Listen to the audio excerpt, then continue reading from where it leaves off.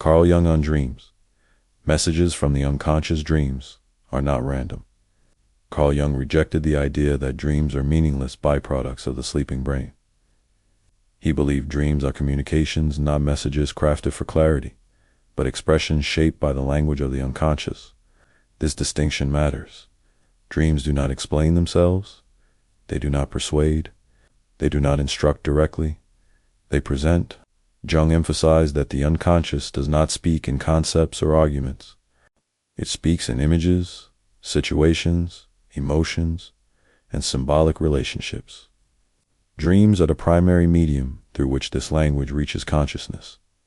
To treat a dream as a puzzle to be solved is already a misunderstanding. Dreams are not riddles. They are responses. Responses to the conscious attitude of the dreamer. Jung's central insight was that dreams function compensatorily. This means they correct, balance, or counteract the one-sidedness of conscious life. When consciousness leans too far in one direction, the unconscious responds by presenting the opposite. This compensation is not moral, it is regulatory. If a person is overly confident, dreams may humble them. If a person is rigid, dreams may destabilize them. If a person is disconnected from feeling, dreams may flood them with emotion. The unconscious is not interested in comfort. It is interested in balance. Dreams, therefore, often appear strange, disturbing, or illogical. Their form reflects the tension they are responding to. A peaceful dream during a peaceful life would accomplish nothing. Jung believed that the emotional tone of a dream is more important than its narrative. The feeling carried by the dream indicates where consciousness is misaligned. Anxiety, shame, fear, all these are signals. The ego tends to dismiss these signals, especially when they contradict the conscious self-image. A person who sees themselves as kind may dream of cruelty. A person who values control may dream of chaos. A person who avoids conflict may dream of confrontation. These dreams are not accusations, they are revelations. They reveal what consciousness excludes. Jung warned that ignoring dreams does not neutralize them. When unconscious material is not acknowledged symbolically, it seeks expression behaviorally. What is not dreamt consciously is acted out unconsciously. This is why recurrent dreams matter. Repetition indicates resistance. The unconscious repeats what consciousness refuses to hear. Dreams are therefore not predictions of the future, nor disguised memories of the past. They are commentaries on the present psychological situation of the dreamer. Jung stressed that dreams are always personal before they are universal. While archetypal images appear, their meaning is shaped by the dreamer's life, conflicts, and attitudes. There is no fixed dream dictionary. Symbols are living, their meaning shifts with context. This is why Jung rejected formulaic interpretation. A snake does not always mean the same thing. A fall is not always fear. A house is not always the self. The unconscious chooses images that carry emotional charge for the individual. Understanding a dream therefore requires humility. The ego must accept that it does not fully understand itself. The dream confronts consciousness with what it has overlooked, denied, or undervalued. This confrontation is rarely flattering.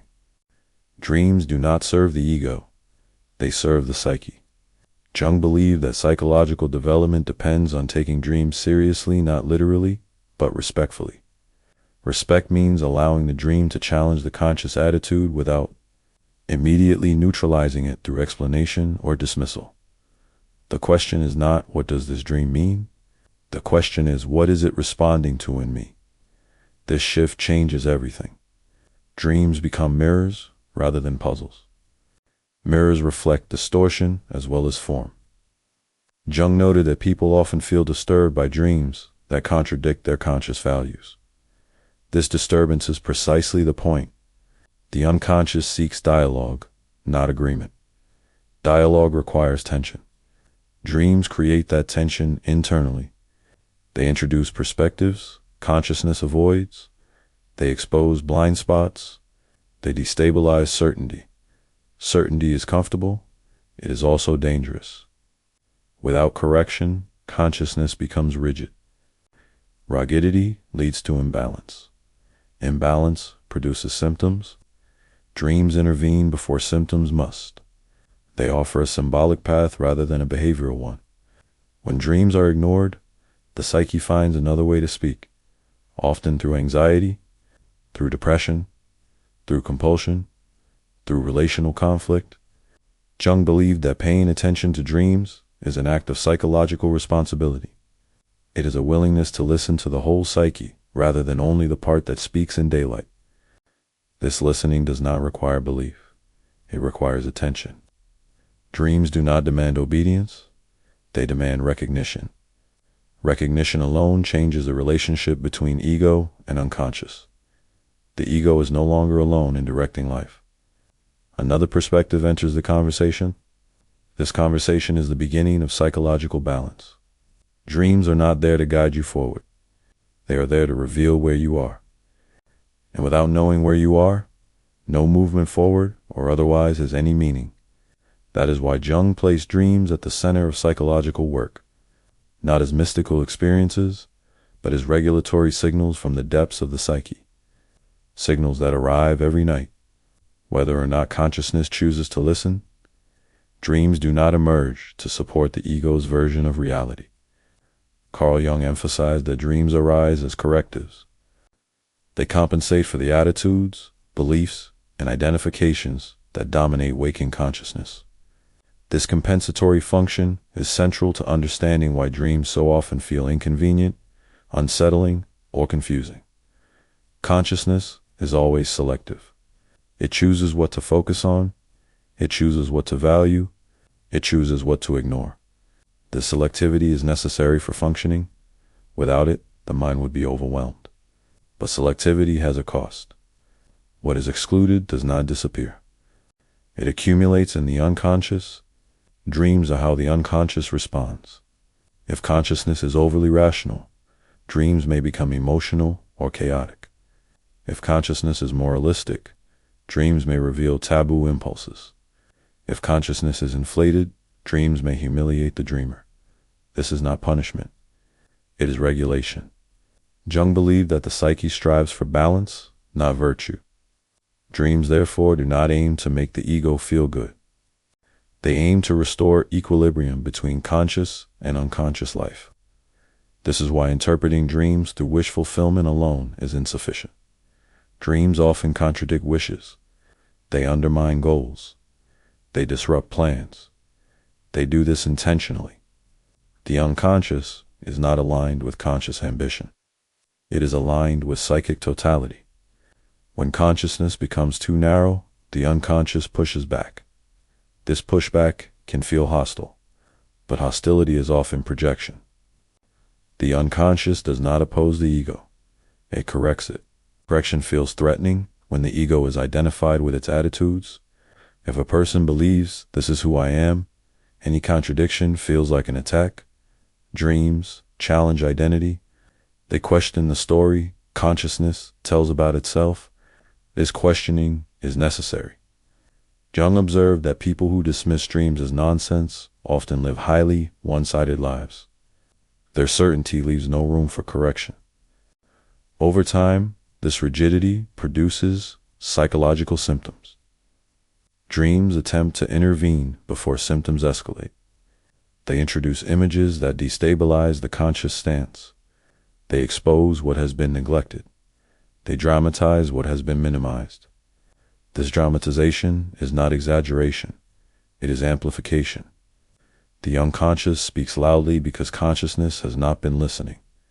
Jung believed that recurring dream themes often point directly to chronic one-sidedness. The psyche repeats itself because the ego has not adjusted. Adjustment does not mean surrendering values. It means expanding perspective. For example, a person who prides themselves on independence may dream of being helpless. The dream is not predicting failure. It is highlighting a neglected dependency that requires acknowledgement. A person who avoids conflict may dream of violence. The dream is not urging aggression. It is signaling repressed assertiveness. Dreams do not demand enactment. They demand recognition. Recognition alone often reduces intensity.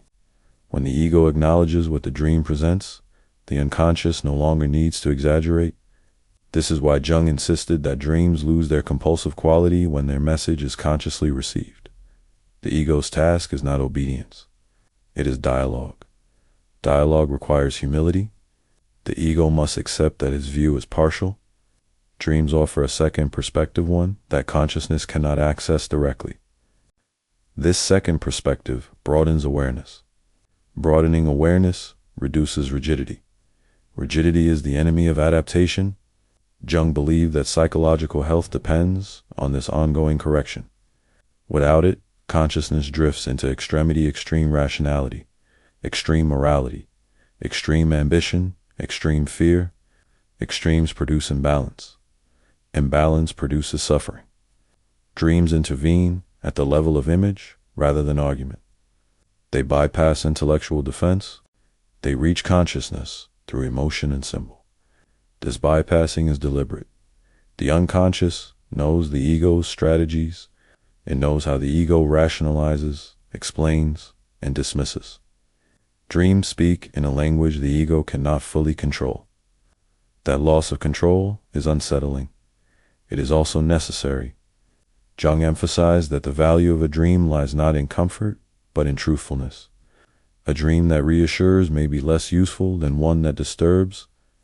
Disturbance indicates contact with something real. Real here does not mean literal. It means psychologically accurate. Dreams show what consciousness avoids. They reveal imbalance before it hardens into pathology. This is why Jung encouraged people to reflect on dreams, even when they seem trivial or absurd. Trivial dreams often comment on everyday attitudes that go unquestioned. Nothing in the psyche is random. Dreams emerge with purpose. That purpose is not moral improvement. It is psychic balance. When consciousness adjusts its attitude, becoming less rigid, less inflated, less dismissive, the tone of dreams changes. They become less dramatic. The psyche no longer needs to shout. Dreams quiet down when dialogue begins. This does not mean dreaming stops. It means communication has been received. Jung believed that ignoring dreams is not neutral. It deprives the psyche of its corrective mechanism. Over time, unconscious material seeks expression elsewhere, often through symptoms that are far more disruptive than a dream. Dreams offer a gentler intervention. They arrive nightly. They ask nothing. They wait. The question is not whether dreams are meaningful. The question is whether consciousness is willing to be corrected. Correction is not humiliation. It is orientation. Dreams reorient the psyche when the ego has lost its way without realizing it. They do not show where to go. They show where you have leaned too far. And that knowledge alone is enough to begin restoring balance. Without balance, no psychological development can occur. With balance, the psyche regains its capacity to move quietly, organically, and without force toward greater coherence. That is the silent work dreams perform, night after night. Whether or not the ego acknowledges them, they correct, they compensate, they restore, and they do so without asking for belief-only attention. One of the most common mistakes in approaching dreams is treating symbols as fixed codes. Carl Jung was explicit on this point. Symbols are not translations. They are living expressions of psychic energy. To reduce them to dictionary meanings is to misunderstand their function entirely. A symbol is not a sign. A sign points to something already known. A symbol points to something not yet fully conscious. This difference is crucial. When people ask, "What does this symbol mean?" they often assume there is a correct answer waiting to be uncovered. Jung rejected this assumption. Symbols do not conceal meaning. They contain it. Meaning unfolds through engagement, not decoding. A dream image carries emotional charge. That charge is personal before it is archetypal. While similar symbols appear across cultures, their psychological significance depends on the dreamer's associations, life situation, and conscious attitude. A snake in one dream may represent fear, in another, renewal, in another, temptation, In another, instinctual vitality. The image itself does not dictate meaning. The relationship between the dreamer and the image does. Jung believed that the unconscious chooses symbols that already resonate with the individual's psyche. These images emerge because they carry energy, not because they match a universal template. This is why asking, "What do snakes mean?" misses the point. The more relevant question is, what does this image do to me? Dream symbols provoke reactions: fear, curiosity, disgust, attraction. These reactions reveal where consciousness is engaged or threatened. Jung emphasized that the emotional tone of a symbol is more informative than its intellectual interpretation. The ego may understand a symbol conceptually and still resist its implication emotionally. Resistance indicates relevance. Dreams often repeat symbols, not because they are misunderstood intellectually, but because they are resisted psychologically. The ego may understand the dream without allowing it to influence attitude. Understanding without integration changes nothing. Integration requires contact. Contact requires tolerating ambiguity. Dream symbols rarely resolve into clear explanations. They remain partially opaque. This opacity is not a flaw. It preserves the symbol's vitality. When a symbol is fully explained, it loses its transformative potential. Jung warned against premature clarity. Clarity satisfies the ego. Ambiguity stimulates growth. Dreams present images that cannot be exhausted by interpretation. Each time they are revisited, new aspects emerge. This unfolding mirrors psychological development itself. As consciousness changes, the symbol changes. This dynamic relationship is central to Jung's approach. Dreams are not messages delivered once and completed. They are ongoing conversations. Symbols evolve as the dreamer evolves. This is why Jung encouraged people to return to old dreams later in life. Images that once seemed trivial or confusing often reveal new meaning when consciousness has shifted. Time is part of interpretation. Rushing to interpret freezes meaning prematurely. The ego prefers closure. The psyche prefers movement. Dream symbols keep meaning in motion. Jung also cautioned against literalizing symbols. When symbols are taken literally, psychological insight is replaced by concrete belief. This leads to distortion. A dream of death does not predict death. A dream of sex does not demand enactment. A dream of falling does not foretell failure. Literal interpretation collapses symbol into events. Symbolic interpretation preserves psychological truth. Jung believed that the unconscious chooses exaggeration intentionally. Symbols often appear larger than life because they compensate for what consciousness minimizes. Their intensity mirrors the degree of neglect. This exaggeration should not be feared. It should be respected.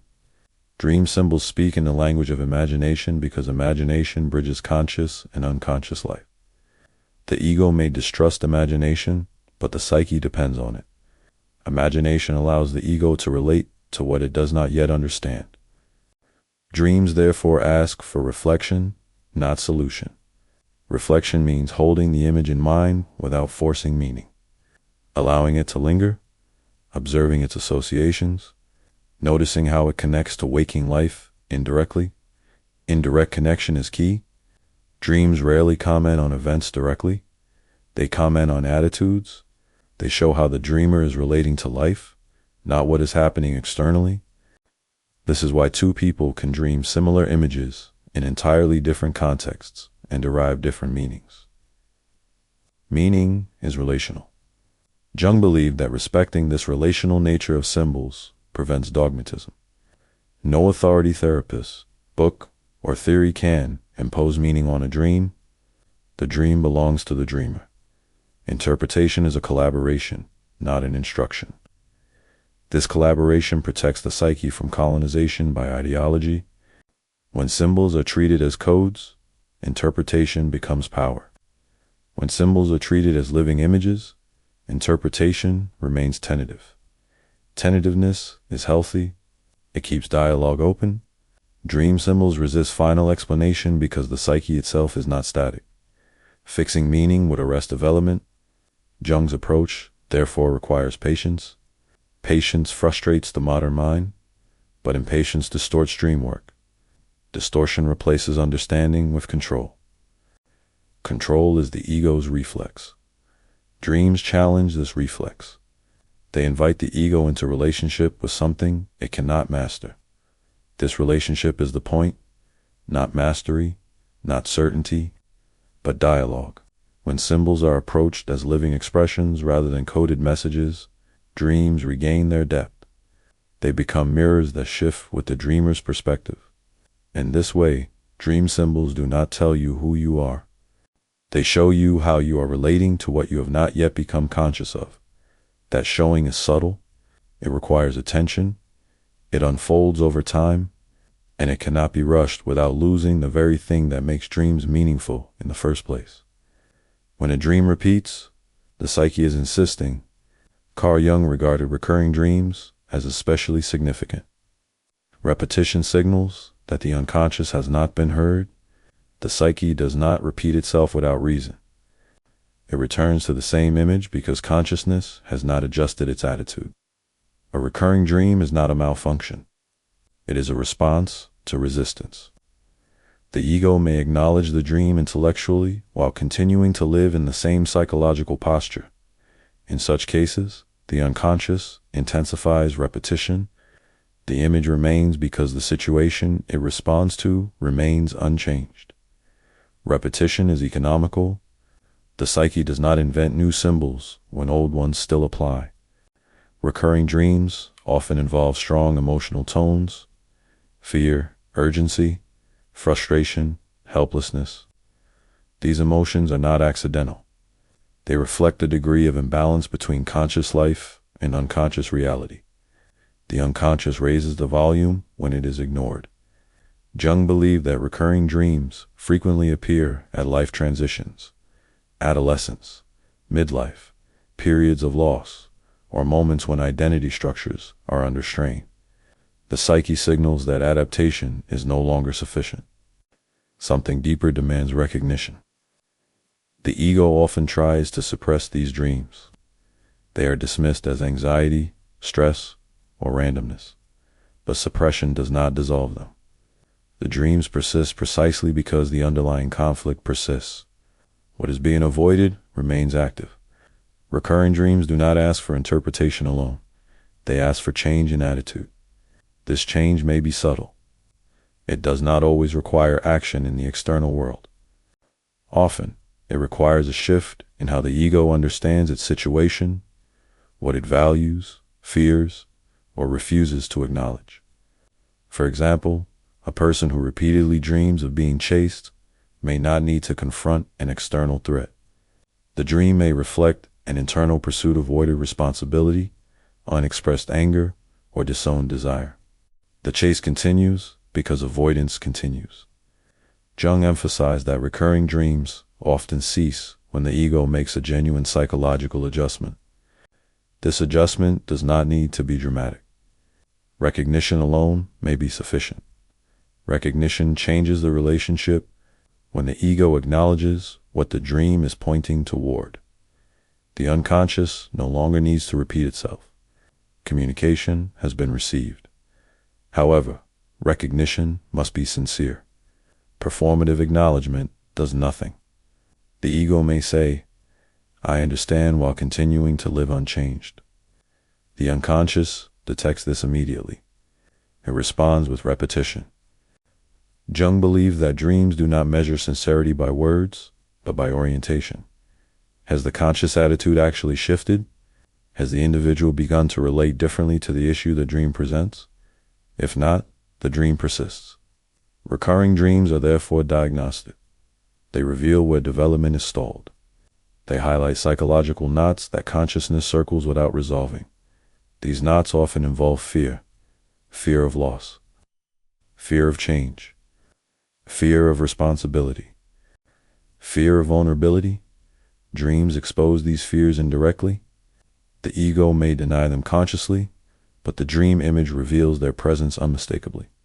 Jung warned against forcing change to eliminate recurrent dreams.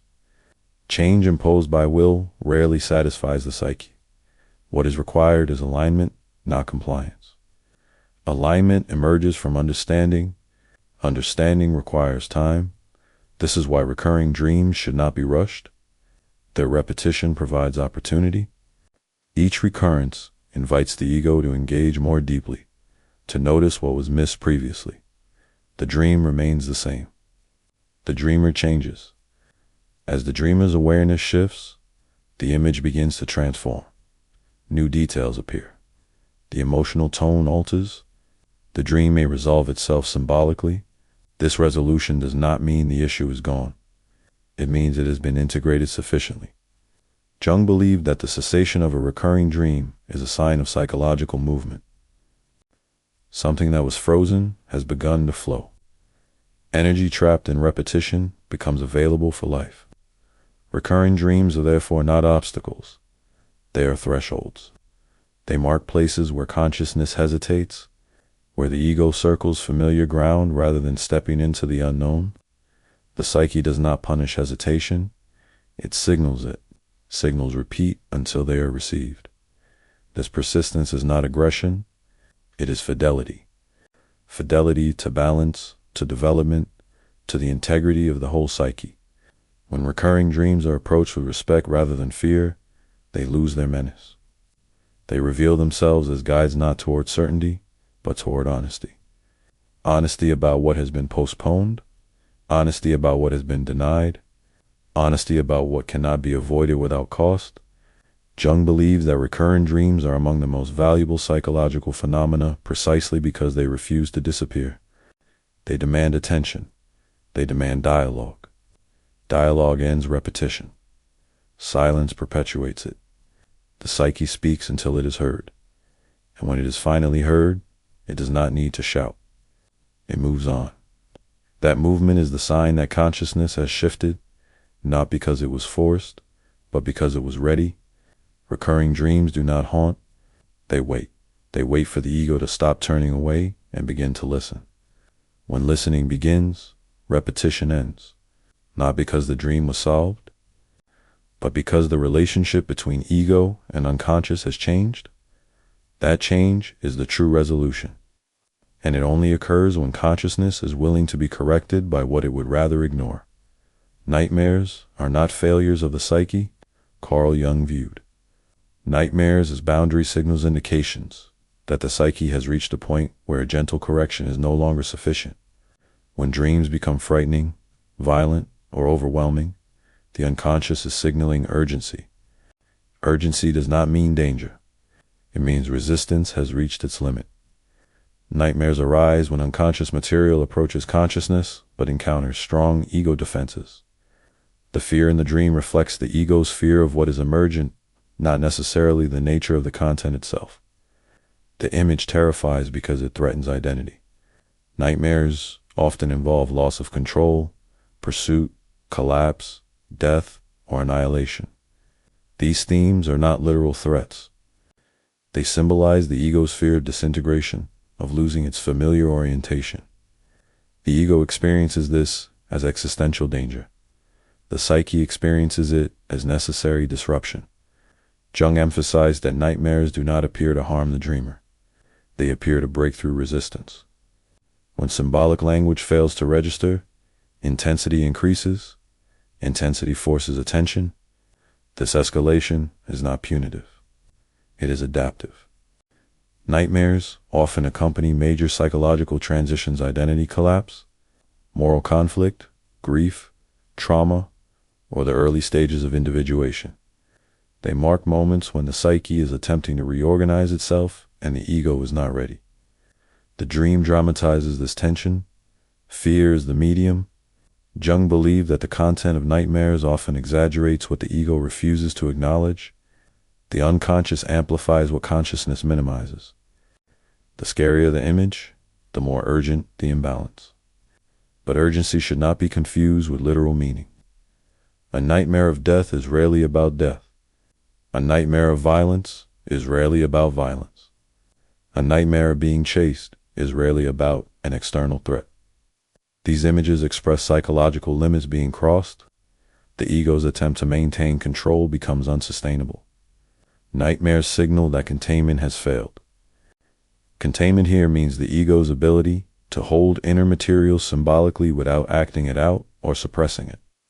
When containment weakens, the unconscious floods consciousness at night. The dream becomes overwhelming.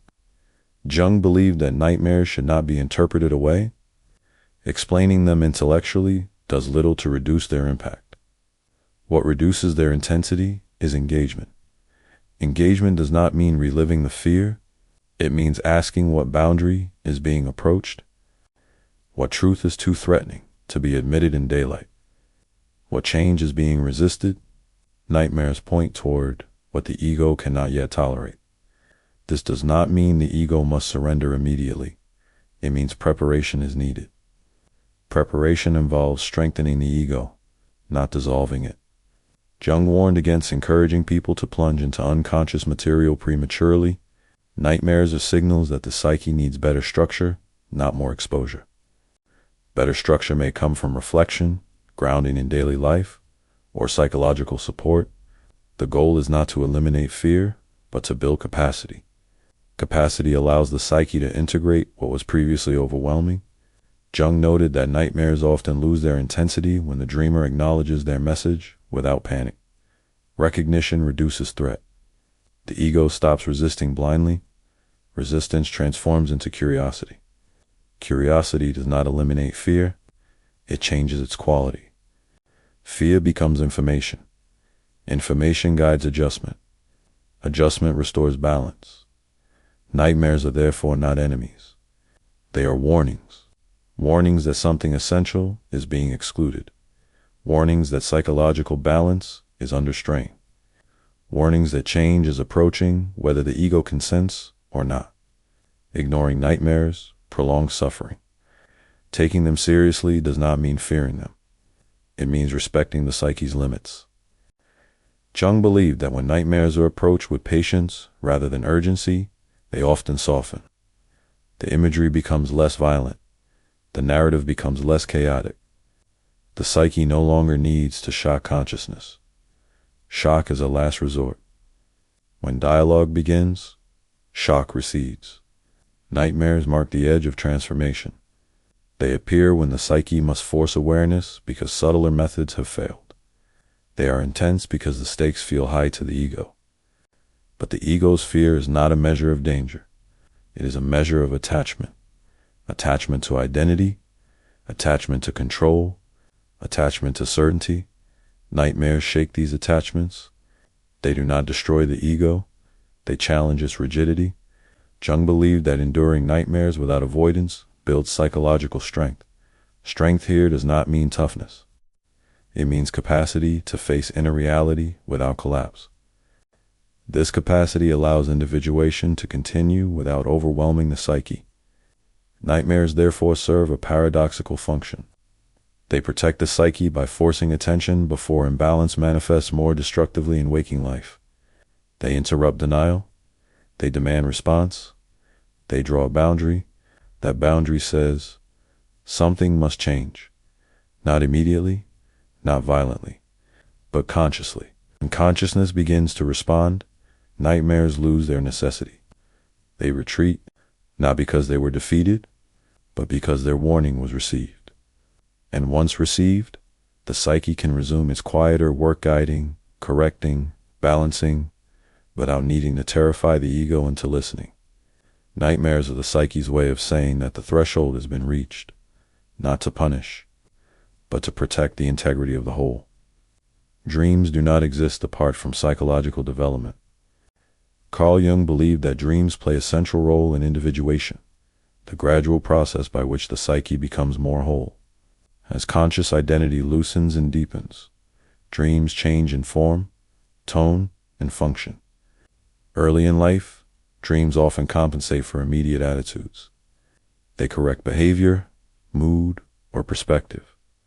As individuation progresses, dreams begin to reveal broader patterns, mythic images, archetypal figures, and recurring themes that extend beyond personal biographies. This shift matters. It signals that the psyche is no longer concerned only with surface adjustment. It is reorganizing itself at a deeper level. Jung observed that during individuation, dreams often become less literal and more symbolic. Characters may no longer resemble real people. Settings may feel timeless or unfamiliar. Events may follow a strange inner logic rather than everyday causality. The psyche is no longer commenting on daily life alone. It is expressing structure. These dreams reflect the emergence of the self, the organizing center of the psyche that transcends the ego. The ego does not control this emergence. It encounters it. This encounter is often unsettling. Dreams may introduce figures that feel autonomous, wise elders, shadowy antagonists, guiding animals, unknown children. These figures are not inventions of imagination. They are expressions of psychic functions coming into relation with consciousness. Jung emphasized that these figures should not be interpreted literally. A wise figure does not mean wisdom has been achieved. A threatening figure does not mean danger is imminent. They represent relationships within the psyche. Individuation unfolds through these relationships. Dreams show how the ego is positioned relative to emerging inner authority. Is it listening? Is it resisting? Is it inflated? Is it submissive? These positions change over time. Dreams track this movement more accurately than conscious reflection. The ego often believes it has progressed long before it has adjusted its attitude. Dreams reveal the discrepancy. This revelation can be humbling. Dreams may show the ego as small, confused, or powerless. This is not an insult. It is a recalibration. Individuation requires the ego to relinquish its claim to centrality without dissolving entirely. Dreams rehearse this shift symbolically. Jung believed that individuation cannot be forced through will. It unfolds through dialogue between ego and unconscious. Dreams are the primary medium of this dialogue. When dreams are ignored, individuation stalls. When dreams are engaged, individuation gains momentum. Engagement does not mean obedience. It means attention. Attention allows the ego to adjust gradually rather than collapse under pressure. The unconscious reveals itself in proportion to what consciousness can bear. This proportionality protects the psyche. Dreams, therefore, change as the ego strengthens its capacity for reflection. Early dreams may be dramatic. Later dreams may become quieter, more ordered, more centered. This shift does not mean conflict has ended. It means relationship has improved. Jung noted that as individuation progresses, dream imagery often becomes circular, symmetrical, or centered. Mandalas, temples, cities, and organized spaces appear. These images symbolize psychic ordering. They do not indicate completion. They indicate orientation. The psyche is aligning itself around a center that is not the ego. This alignment brings stability. Stability does not eliminate uncertainty. It allows the ego to tolerate it. Dreams during individuation often confront the ego with ethical questions rather than emotional ones. The psyche asks, not how do you feel, but how will you live with what you know. This shift signals maturity. Maturity does not reduce difficulty. It deepens responsibility. Dreams expose inconsistencies between insight and action. They reveal where consciousness has understood something but not yet embodied it. This exposure is corrective. Jung believed that individuation advances when insight becomes lived reality. Dreams assist this transition by repeatedly presenting the same theme until behavior aligns with awareness. Alignment reduces repetition. Repetition transforms into progression. As individuation continues, dreams may become less frequent or less intense. This does not mean they are less important. It means the psyche is in better dialogue with consciousness. The unconscious does not need to shout. It speaks quietly. Quiet dreams are not meaningless. They reflect balance. Balance is not static. It is dynamic equilibrium. Dreams maintain this equilibrium throughout life. Even late in life, dreams continue to comment, correct, and reorient. Individuation never outgrows dreams. Dreams remain relevant because the psyche remains alive. Jung believed that ignoring dreams at any stage of life leads to stagnation. The psyche withdraws vitality when dialogue ceases. Dreams are the psyche's way of staying engaged with itself. They prevent consciousness from becoming rigid. They prevent meaning from fossilizing. They keep development moving even when external life stabilizes. Dreams and individuation are therefore inseparable. One reveals the process, the other enacts it. Dreams do not tell you who to become. They show you how the psyche is becoming, and by paying attention, consciousness learns to participate rather than resist. That participation does not accelerate development, it allows it. Without dreams, individuation would be blind. With them, it gains depth, orientation, and continuity. They are not guides in the usual sense. They are companions, quiet, persistent, and exacting. And they remain with the psyche for as long as life continues to unfold. Dreams do not disappear when they are ignored. Carl Jung was clear about this. Unconscious material does not dissolve through neglect. When dreams are dismissed, their content does not vanish, it changes its mode of expression. What is not received symbolically is lived out unconsciously. This is one of Jung's most unsettling observations. When dreams are ignored, the psyche loses its primary channel of dialogue with consciousness. The corrective function does not stop. It relocates. Instead of appearing as images at night, unconscious material emerges as mood, impulse, compulsion, or fate-like repetition in waking life. People begin to act out what they have refused to reflect on. Patterns repeat. Relationships follow the same emotional arc. Conflicts arise with different people but feel strangely familiar. Decisions feel compelled rather than chosen. The ego believes it is acting freely. The psyche knows otherwise.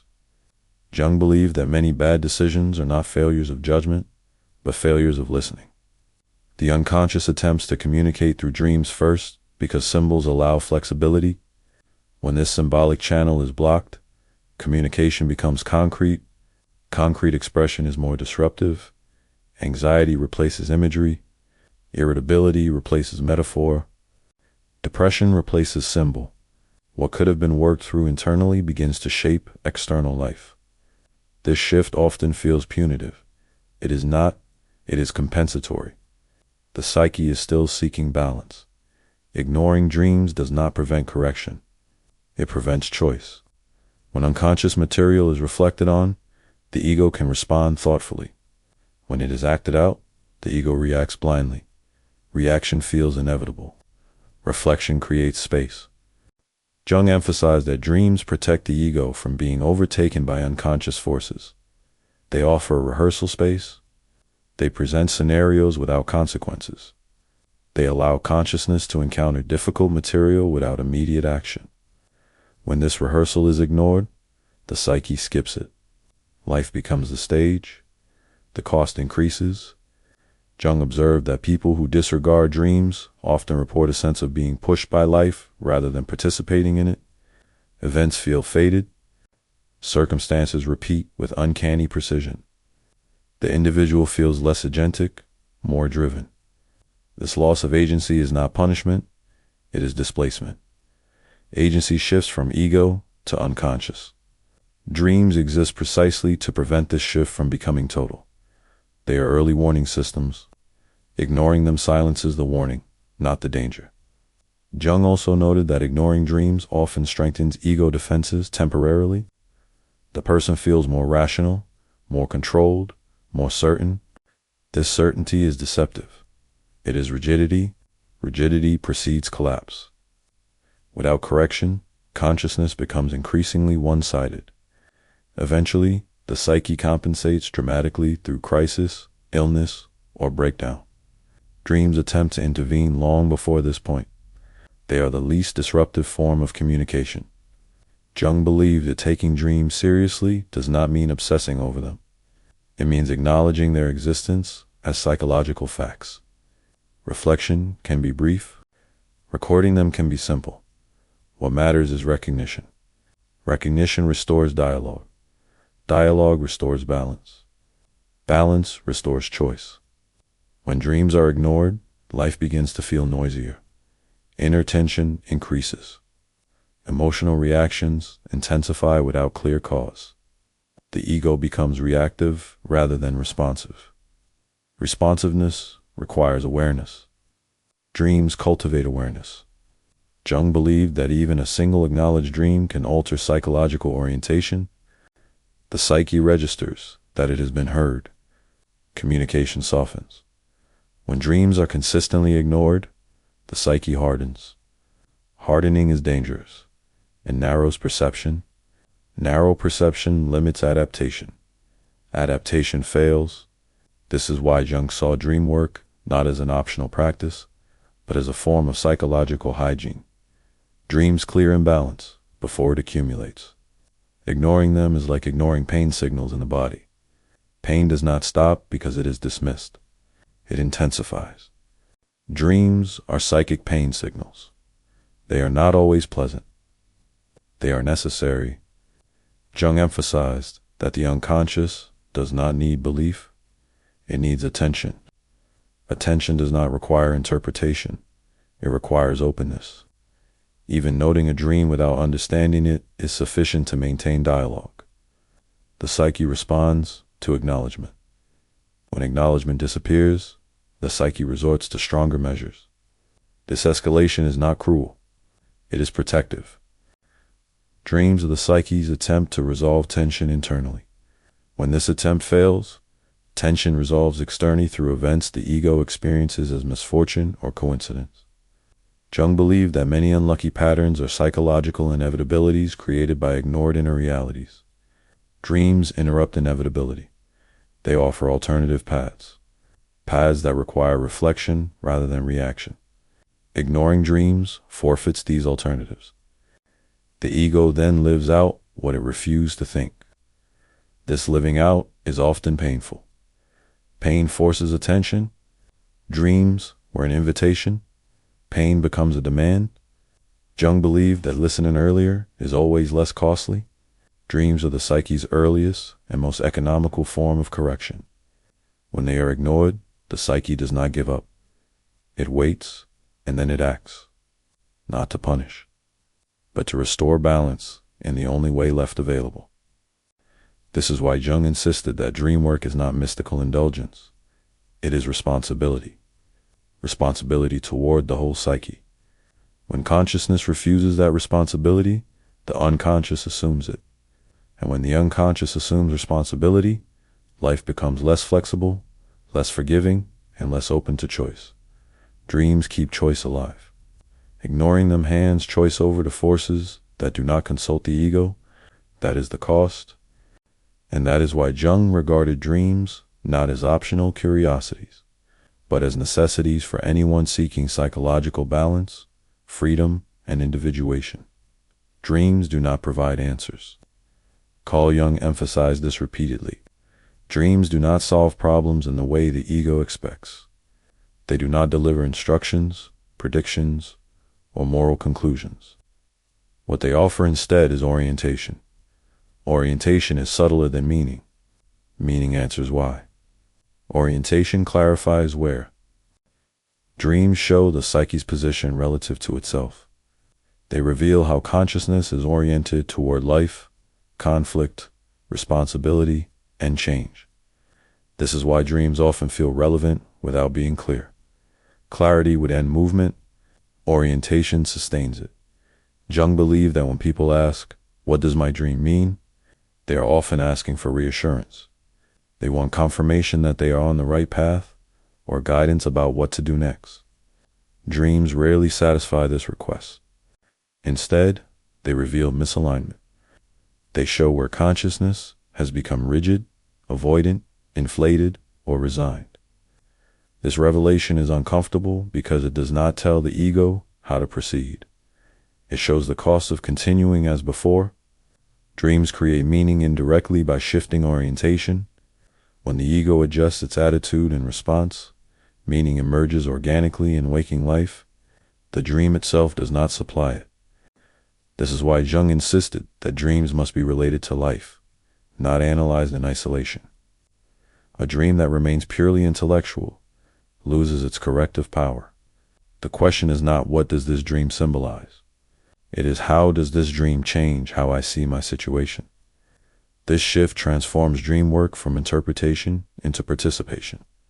Participation involves responsibility. If a dream reveals avoidance, participation means acknowledging it. If a dream reveals inflation, participation means humility. If a dream reveals fear, participation means restraint rather than denial. Dreams orient the psyche toward balance. Balance is not neutrality. It is responsiveness. Jung believed that meaning in life arises when conscious action aligns with unconscious reality. Dreams are the mechanism by which this alignment is tested and corrected. When alignment improves, life feels more coherent. Coherence does not eliminate difficulty. It gives difficulty to context. Context reduces despair. Despair arises when suffering feels random or meaningless. Dreams prevent this randomness by revealing pattern. They show that suffering participates in a larger psychological movement. This does not justify suffering. It situates it. Jung warned against using dreams to escape responsibility. Dreams do not absolve the ego of decision-making. They inform it. Responsibility remains with consciousness. Dreams guide orientation, not action. Action without orientation is impulsive. Orientation without action is sterile. Individuation requires both. Dreams assist this process by repeatedly adjusting the ego's stance until action emerges naturally. When orientation is correct, action becomes obvious. Obvious does not mean easy, it means internally consistent. Jung believed that many people live without orientation. They move from situation to situation guided by habit, expectation, or fear. Dreams attempt to interrupt this drift. They slow the psyche down. They introduce reflection. Reflection allows choice. Choice restores agency. This is why dream work is essential for psychological freedom. Freedom is not the absence of constraint. It is the ability to respond rather than react. Dreams cultivate this ability. They show what is pulling the psyche unconsciously. They reveal invisible forces shaping behavior. Once these forces are seen, their power diminishes. Seeing does not eliminate conflict. It integrates it. Integration allows the psyche to tolerate contradiction without splitting. Splitting creates anxiety. Integration creates stability. Dreams contribute to integration by holding opposites together symbolically. They present conflicting tendencies in the image form rather than forcing resolution. The ego learns to live with tension. Living with tension is psychologically mature. Jung believed that meaning emerges when tension is endured rather than resolved prematurely. Dreams teach this endurance. They refuse closure. Refusal frustrates the ego. Frustration deepens reflection. Reflection reorganizes values. Values guide action. This chain cannot be shortened. Dreams respect this sequence. As individuation progresses, dreams often become quieter but more precise. They may contain fewer images but stronger affect. The psyche no longer needs to dramatize. Orientation has stabilized. This stability does not eliminate uncertainty. It allows the ego to carry it. Dreams then serve as maintenance rather than intervention. They fine-tune orientation rather than overturn it. Jung believed that at this stage, dreams often appear as simple scenes or symbols that feel strangely significant without explanation. Their power lies in their simplicity. Simplicity indicates alignment. Complex dreams signal imbalance. Neither is better. Each corresponds to a phase of development. Dreams, therefore, cannot be judged in isolation. Their value lies in how they relate to the dreamer's life over time. A single dream rarely changes orientation. A series of dreams gradually does. Gradual change is more stable. Stability allows meaning to deepen. Dreams do not tell you what your life means. They help you live it in a way that allows meaning to appear. That appearance is indirect. It emerges from coherence rather than certainty. Coherence does not announce itself. It is felt. Felt is rightness rather than clarity. Felt is direction rather than destination. Dreams cultivate this feeling quietly. They do not replace reason. They complement it. They restore balance between what you know and what you have not yet allowed yourself to see. In doing so, dreams orient the psyche toward wholeness not by providing answers, but by keeping the ego in relationship with the unknown. That relationship is where meaning grows, not as explanation, as lived alignment, and alignment, once established, sustains life even when answers remain incomplete. That is the deepest contribution dreams make, not to knowledge, but to orientation. And without orientation, no amount of knowledge can keep the psyche from drifting. Not all dreams feel significant. Carl Jung acknowledged that many dreams appear banal, fragmented, or emotionally flat. This does not mean they lack meaning. It means their meaning is minimal, transitional, or preparatory. The ego often expects dreams to arrive with force, but the psyche does not always speak loudly. Periods of shallow or forgettable dreams often occur when conscious life is stable, when no major correction is required, or when the psyche is conserving energy. Dreams reflect psychological economy. They do not waste effort. Jung believed that dreams become dramatic when imbalance is dramatic. When imbalance is subtle, dreams may be subtle as well. This subtlety frustrates the ego, which seeks insight proportional to effort.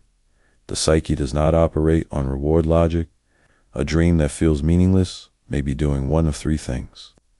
First, it may be maintaining balance. The psyche does not need to intervene strongly when orientation is adequate. Dreams serve a maintenance function rather than a corrective one. Second, it may be preparing material. Images appear without clear relevance because they are gathering energy. Meaning will emerge later, often retroactively. What seems trivial now may become significant in a different psychological context. Third, it may reflect resistance or fatigue. When the ego is overwhelmed, the psyche may reduce symbolic intensity. This reduction is protective. It prevents further destabilization. Jung warned against forcing significance where none is present. Inflating empty dreams can distort the psyche's natural rhythm.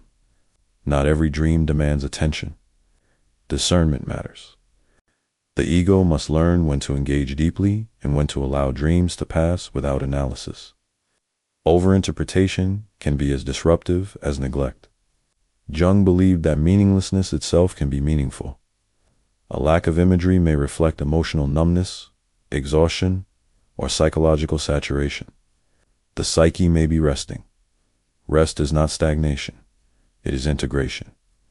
Integration often happens quietly. During these periods, the unconscious is reorganizing without needing to communicate symbolically. Consciousness should not interfere. Patience is required. The ego's desire for constant insight can become another form of control. Individuation does not require continuous revelation. It requires responsiveness to what is actually present. Dreams that feel empty may also indicate that the ego is not yet ready to receive deeper material. The psyche withholds rather than overwhelms. Withholding is not punishment. It is pacing. Jung believed that respecting this pacing is essential for psychological health. When the ego demands significance, it risks destabilizing the psyche's self-regulation. Dream work is not about harvesting meaning. It is about maintaining relationship. A relationship includes silence. Silence does not mean absence. It means nothing needs to be said. Jung observed that some of the most important dream phases are marked not by vivid imagery, but by absence. This absence often precedes transition. The psyche clears space before introducing new material. Clearing space feels empty. Emptiness invites anxiety. The ego tries to fill it. Jung cautioned against this impulse. Filling emptiness prematurely prevents genuine emergence. Dreams that feel meaningless should therefore be met with neutrality rather than disappointment. They indicate that the psyche is not currently in corrective mode. Forcing interpretation introduces noise. Noise obscures signal. Signal will return when needed. Jung believed that over time, dreamers learn to recognize these phases intuitively. They sense when a dream carries weight and when it does not. This discernment reflects maturity. Mature dream work respects rhythm. Rhythm alternates between expression and silence. Both are necessary. Periods of symbolic richness are followed by periods of simplicity. The psyche oscillates between expansion and consolidation. Consolidation is invisible. It leaves no images. It leaves stability. Dreams that feel empty may correspond with increased steadiness in waking life. Emotional reactions are less volatile. Decisions feel less conflicted. Orientation holds. In such moments, dreams do not need to intervene. Jung believed that meaning is not evenly distributed across time. It concentrates when needed. The rest of the time, life proceeds without commentary. Expecting constant guidance from dreams misunderstands their function. They are not mentors. They are regulators. Regulation operates quietly most of the time. When imbalance increases, regulation becomes noticeable. When balance holds, regulation recedes. This ebb and flow is healthy. Dreams that feel meaningless should therefore not be dismissed or inflated. They should be accepted as part of the psyche's rhythm. Acceptance preserves trust. Trust allows deeper communication later. Jung believed that when trust is established, the unconscious becomes more precise rather than more dramatic. It speaks only when necessary. Necessity determines meaning, not intensity, not clarity, not memorability. Dreams that fade quickly may have already done their work. They may have stabilized mood or processed residue from waking life without needing conscious recognition. Not everything the psyche does requires awareness. Awareness is needed when orientation shifts. When orientation holds, awareness can rest. This understanding prevents frustration and obsession. Dream work is not a performance. It is maintenance. Maintenance is unnoticed until it fails. Dreams that feel empty are often signs that maintenance is working. They signal continuity rather than change. Jung believed that respecting these quiet phases prevents the ego from turning dream work into another project of mastery. Mastery is the ego's impulse. Dreams resist mastery.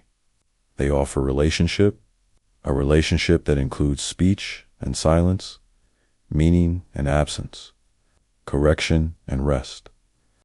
Recognizing this allows the dreamer to remain receptive without becoming compulsive.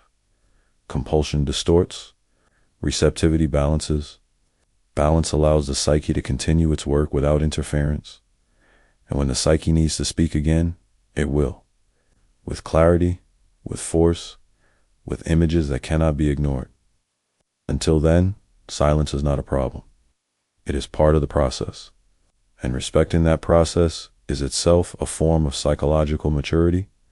Dreams do not arise only from personal history. Carl Jung emphasized that many dream images emerge from the collective unconscious, a layer of the psyche shaped not by individual experience, but by universal human patterns.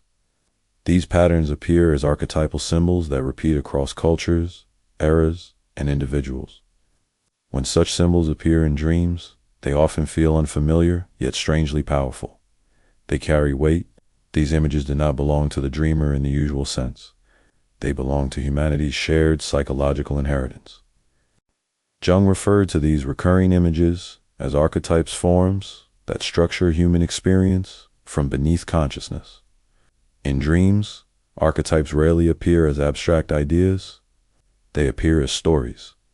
Stories of descent, stories of pursuit, stories of transformation, stories of death and return. Modern dreamers often encounter these patterns without recognizing them.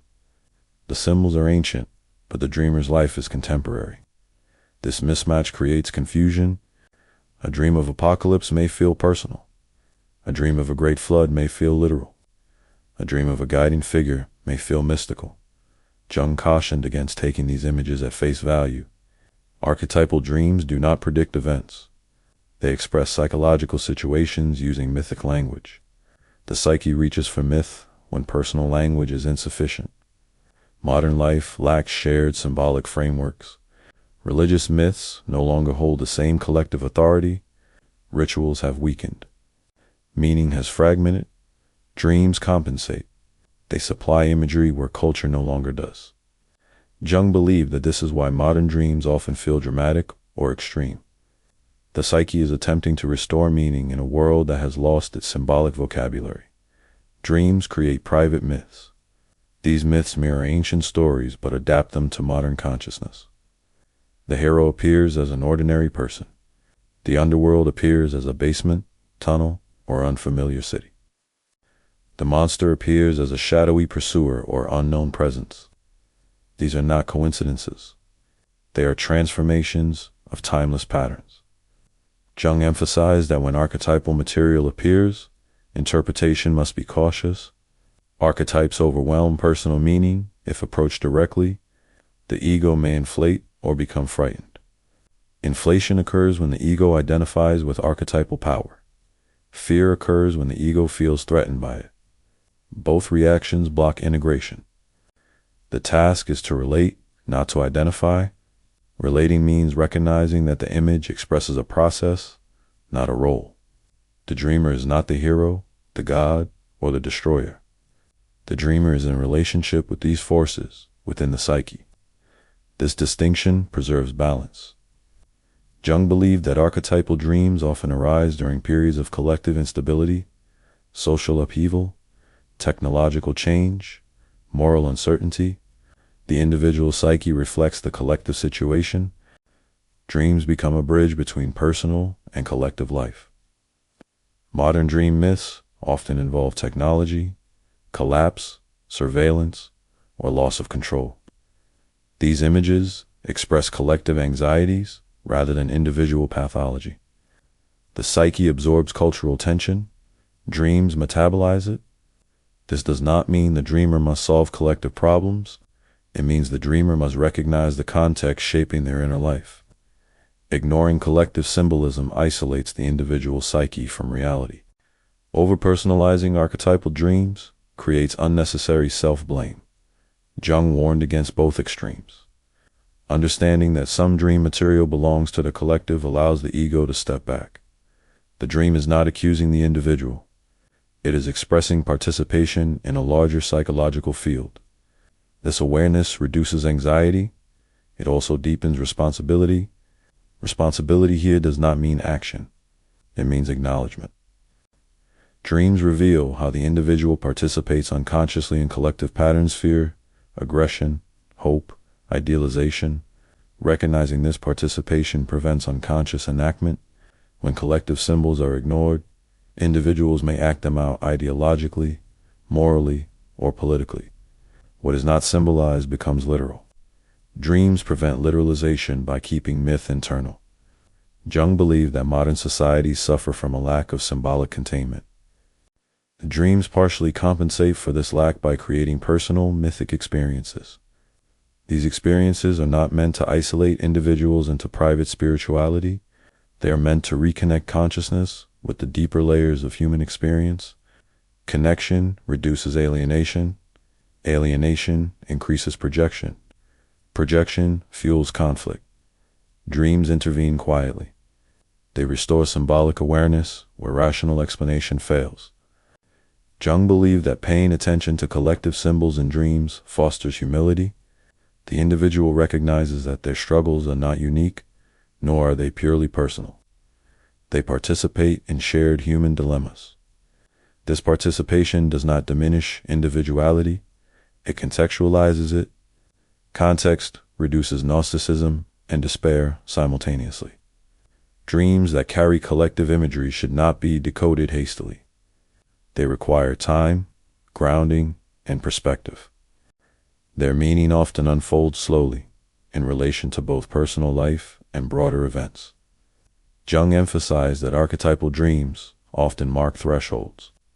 They appear when the psyche is transitioning between orientations, old values losing force, new ones not yet formed. These dreams do not tell the dreamer what the new values are. They show that transition is underway. Transition feels unstable. The ego wants certainty. Dreams offer myth instead. Myth holds uncertainty without resolving it. This holding allows the psyche to endure ambiguity without collapsing into ideology or despair. Jung believed that modern humanity desperately needs this capacity. Without symbolic mediation, collective anxiety becomes destructive. Dreams provide that mediation at the individual level. They do not save society. They save the psyche from being overwhelmed by it. By recognizing the mythic dimension of dreams, individuals gain distance from both personal anxiety and collective panic. This distance restores choice. Choice interrupts compulsion. Compulsion drives history blindly. Dreams slow it down. They introduce reflection. They remind the psyche that it is part of something larger, but not reducible to it. In this way, dreams serve a crucial function in modern life. They carry ancient patterns into contemporary consciousness without demanding belief. They offer meaning without ideology. They restore depth without doctrine. And they do so quietly, night after night, asking only that consciousness be willing to recognize their symbolic voice rather than literalize or dismiss it. That recognition does not solve the world's problems. It prevents the psyche from becoming one of them. Dream work is not a technique. Carl Jung understood this clearly. Dreams are not tools to be applied when convenient. They are expressions of an ongoing relationship between consciousness and the unconscious. This relationship exists whether or not the ego chooses to acknowledge it. The difference is not presence, it is dialogue. When dreams are approached episodically noticed, only when dramatic or disturbing the relationship remains reactive, the ego responds only under pressure. When dreams are approached as part of ordinary psychological life, the relationship becomes continuous. Continuity changes everything. The unconscious no longer needs to interrupt consciousness forcefully. It can communicate subtly. Adjustment becomes incremental rather than disruptive. Jung believed that living in dialogue with the unconscious does not mean obsessing over inner life. It means recognizing that consciousness is not sovereign. Another perspective is always present, shaping mood, impulse, and perception. Dreams are the most visible expression of this perspective. Living in dialogue means allowing dreams to influence attitude without demanding instruction. A dream may alter how one feels about a decision without telling one what to do. It may introduce doubt where certainty was premature. It may introduce restraint where impulse dominated. These shifts are small. They are also decisive. Jung emphasized that psychological maturity involves accepting guidance without surrendering agency. The ego remains responsible for action. The unconscious informs orientation. Orientation without compulsion is the goal. Compulsion arises when unconscious material overwhelms the ego. Dialogue prevents this by keeping the relationship balanced. Neither side dominates. This balance requires humility. Humility means accepting that insight does not guarantee correctness. Dreams can mislead if taken literally. They require discernment. Not every image demands response. Living in dialogue therefore includes restraint. The ego learns when to listen and when to wait. This discernment develops over time. Jung believed that people who live in dialogue with their dreams often describe a subtle shift in how life unfolds. Decisions feel less forced. Repetition becomes less compulsive. Conflicts, while still present, feel more intelligible. Life feels less accidental. This does not mean it feels easier. It feels more participatory. Participation replaces reactivity. Reactivity arises when the ego is surprised by forces it does not recognize. Dialogue reduces surprise. The unconscious is no longer a stranger. Strangeness breeds fear. Familiarity breeds respect. Respect allows cooperation. Jung believed that the ultimate function of dream work is not insight, but integration. Integration means that unconscious material no longer needs to erupt because it has a place in consciousness. This place is symbolic. Symbols allow contradictions to coexist without resolution. Dreams maintain this symbolic space. They prevent the psyche from collapsing into rigid belief or chaotic impulse. Living without this space leads to extremity. Living with it allows balance. Jung observed that people who ignore dreams often become more literal over time. They demand clear answers, fixed identities, and absolute positions. Ambiguity feels threatening. Dream dialogue restores tolerance for ambiguity. Ambiguity is not weakness. It is psychological flexibility. Flexibility allows adaptation. Adaptation prevents stagnation. Dreams keep adaptation alive. They introduce novelty without requiring disruption. They invite reflection without demanding change. They maintain contact between what is known and what is emerging. This contact is subtle. It rarely announces itself. Jung believed that the deepest psychological shifts often occur without conscious awareness. Dreams prepared these shifts quietly. By the time consciousness notices, orientation has already changed. This gradualism protects the psyche. Sudden transformation overwhelms. Slow reorientation stabilizes. Living in dialogue with dreams does not require constant attention. It requires openness. Openness means allowing dreams to matter without forcing them to matter. This stance prevents both neglect and obsession. Neglect silences dialogue. Obsession distorts it. Dialogue lives in between. Jung believed that the ego's role is not to master the unconscious, but to remain in relationship with it throughout life. This relationship evolves. Early in life, it is corrective. Later, it becomes supportive. Eventually, it becomes contemplative. At every stage, dreams remain relevant. They adjust tone. They maintain balance. They prevent fixation. Fixation is the greatest danger to psychological life. Fixed identity, fixed belief, fixed meaning will arrest development. Dreams dissolve fixation by introducing movement. Movement does not always feel comfortable, but it keeps life alive. Jung believed that individuals who maintain dialogue with their unconscious age differently. They remain inwardly mobile. They adapt to loss without collapsing. They change without losing coherence. This mobility is not optimism. It is resilience. Resilience comes from relationship, not control. Dreams teach this lesson repeatedly. They show that meaning is not imposed. It emerges through interaction. Living in dialogue with the unconscious does not make life predictable. It makes it inhabitable. Habitable meaning can be lived with uncertainty. It does not require final answers. Dreams support this form of meaning by keeping consciousness oriented rather than convinced. Orientation allows movement. Conviction arrests it. Jung believed that the psyche's health depends on remaining unfinished. Dreams ensure this by continually introducing what is not yet known. They keep consciousness from closing in on itself. They reopen questions gently. When this dialogue is alive, the psyche remains responsive rather than reactive, flexible rather than brittle, oriented rather than lost. Dreams do not guide life in a linear way. They accompany it. They correct it when needed. They rest when balance holds. They return when imbalance grows. This rhythm sustains psychological life from within. To live in dialogue with dreams is therefore not a practice to be mastered. It is an attitude of listening, of restraint, of openness, an attitude that recognizes that consciousness does not stand alone. There is always more at work beneath awareness. Dreams give that more a voice. Listening to it does not guarantee wisdom. It guarantees relationship.